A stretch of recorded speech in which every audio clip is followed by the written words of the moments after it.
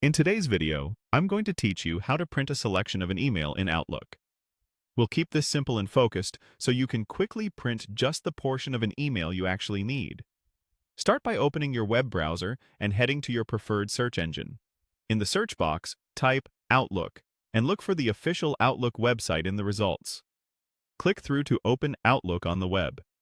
If you're not already signed in, go ahead and sign in as you normally would so you can access your mailbox. Once Outlook loads, navigate to your inbox. This is where you'll see your list of messages. Choose the email that contains the specific section you want to print and open it. It's a good idea to let the message fully load, especially if it includes images or formatting, so what you see on screen matches what you'll see in the print preview. Next, carefully highlight only the exact text or content you want to print. Click at the start of the section, hold down your mouse button, and drag to the end of the section.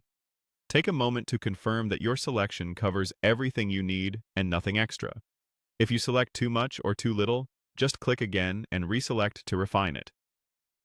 With the content still highlighted, right-click directly on the selected area.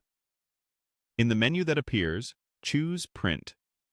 This tells your browser you want to print based on your current selection rather than the entire email.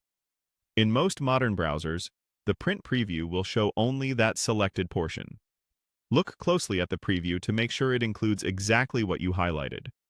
If your browser offers options like orientation, paper size, margins, or scale, adjust them here so your selection fits neatly on the page. Landscape can help with wider tables, while reducing the scale a bit can prevent wrapping or cutoffs. If the preview doesn't match what you expect, cancel, adjust your selection, and try again. Sometimes reselecting a clean block of text, avoiding trailing spaces or images, produces a cleaner printout.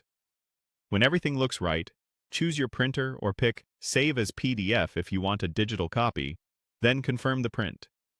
That's all it takes.